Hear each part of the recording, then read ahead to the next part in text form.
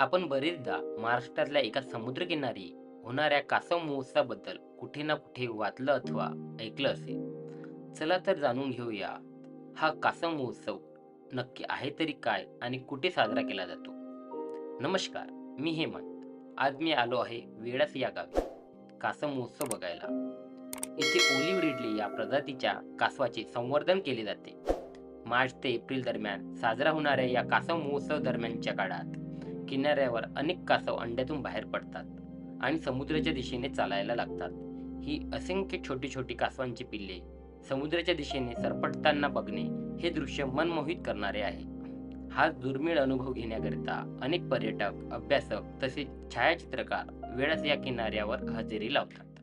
नमस्कार, शुभप्रभात. आता आपण सगळे इथे कासवांच्या पिल्लांना बघायला आलोय. मराठी आणि हिंदी दोन्हीमध्ये तुम्हाला मी नियम सांगतो. आधी मराठीत सांगतो, मग हिंदीमध्ये सांगतो, जेणेकरून सगळ्यांना नियम कळतील आणि सगळेजण नियम पाळतील. आता इथे ज्या टोपल्या दिसत आहेत त्या टोपल्यांच्या खालना पिल्लं बाहेर येण्याची शक्यता आहे. आता एक थोड्याच वेळात आपण बघू. पिल्लू जर वाढून संपूर्ण वर आला असेल तर तिकडे पाण्याजवळ बॅरिकेड्स लावलेले आहेत. बॅरिकेडच्या बाहेर सगळ्यांनी उभं राहायचंय. पिल्लं आणि आमचे व्हॉलेंटियर फक्त आतमध्ये राहतील. तुम्ही फोटोग्राफी करू शकता. मोबाईल आणि कॅमेऱ्याचे फ्लॅश बंद करा, कारण हे लाईटच्या दिशेला अट्रॅक्ट होतात. त्यांची कमीत कमी एनर्जी वेस्ट करून त्यांना लवकरात लवकर त्यांच्या घरी जायला द्यायचंय. एकदा पिल्लं पाण्यात गेली की पुढचे 15 ते 20 मिनिटं कोणीही पाण्यात त्या भागात जवळ जायचं नाही. आम्हाला वारंवार तसं तिथे अनाऊन्स करावं लागतं किंवा शिट्या माराव्या लागतात. पण एकदा ही पिल्लं पाण्यात गेली तर लाटेबरोबर परत येऊन आपल्याच पायाखाली येऊ शकतात. पाण्याचा करंट कसा असेल त्या दिशेला ते पिल्लं बाहेर जातात. मैं आता परत हिंदी में सांगतो. अभी यहाँ पर जो बास्केट रखे हैं उस बास्केट के नीचे पहले चेक किया जाएगा. जो हैचलिंग रेत पर पूरा बाहर निकला होगा उसे पानी के पास बैरिकेड्स लगाए हैं, वहां पर बैरिकेड्स के अंदर रखा जाएगा. आप सबसे रिक्वेस्ट है, सब लोग बैरिकेड्स के बाहर खड़े रहेंगे. हैचलिंग्स और हमारे वॉलंटियर्स बैरिकेड्स के अंदर खड़े रहने वाले हैं. मोबाइल और कैमरा से फोटोग्राफी कर लो, लेकिन याद रखो उसका फ्लैश जब ऑन होता है ये लाइट की तरफ अट्रैक्ट होते हैं. इनकी कम से कम एनर्जी वेस्ट करके इन्हें हमें इनके घर तक पहुंचने देना है.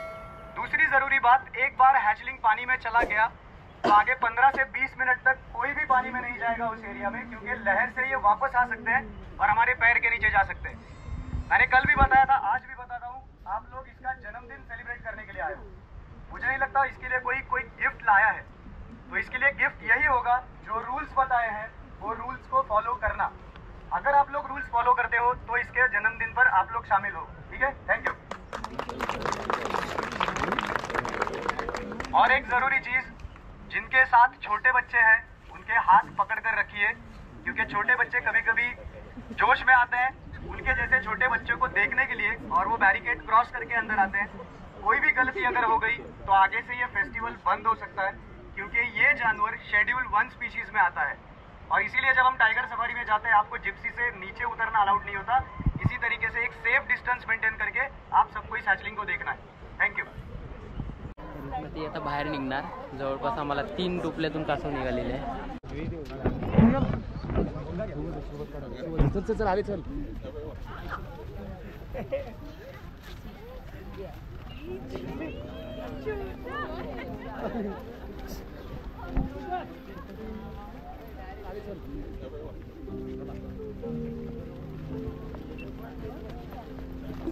सोबत ना व्हिडिओ घे, तुला सेल्फी घे ना. व्हिडिओ सेल्फी घे. माझ्यामध्ये येऊ.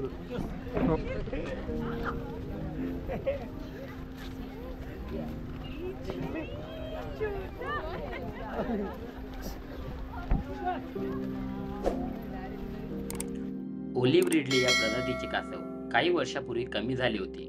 त्यामुळे या प्रजातीच्या कासवांमध्ये वाढ व्हावी यासाठी काही वर्षापूर्वी वेळास या गावातील नागरिकांनी सह्याद्री निसर्ग मित्र आणि कासव मित्र मंडळ यांच्या साथीने एक मोहीम सुरू केली. वेळास समुद्रकिनारी अनेक मादी कासव आपली अंडी देत असतात, पण सुरुवातीला ही अंडी काही जण चोरून नेत. अखेर ही गोष्ट ग्रामस्थांच्या लक्षात आल्यानंतर त्यांनी या कासवाच्या अंड्यावर लक्ष ठेवण्याची जबाबदारी स्वीकारली. जेव्हा कासव अंड्यातून बाहेर पडून समुद्राच्या दिशेने जाण्यासाठी सक्षम होतात त्याच वेळी या कासव महोत्सवाचे आयोजन केले जाते. यावेळी कासवांना समुद्रात सोडण्यासाठी संपूर्ण प्रक्रिया पर्यटकांना पाहायला मिळते.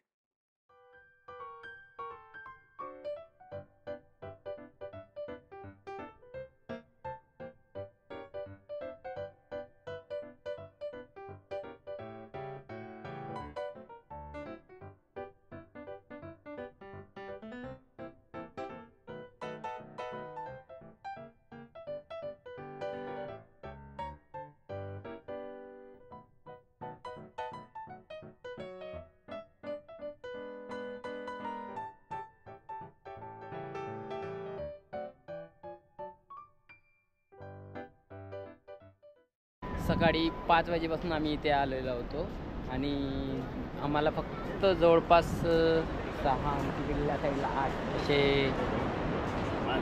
15-16 कासव बघायला मिळाले.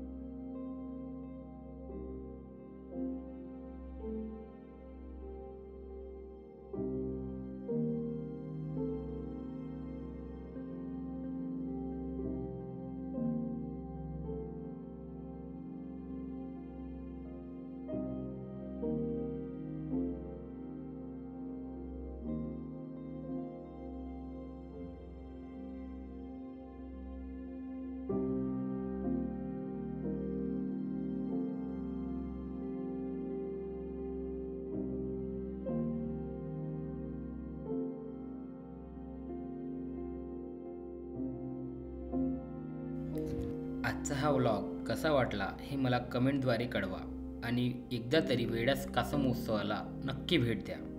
भेटूया नवीन व्लॉगमध्ये.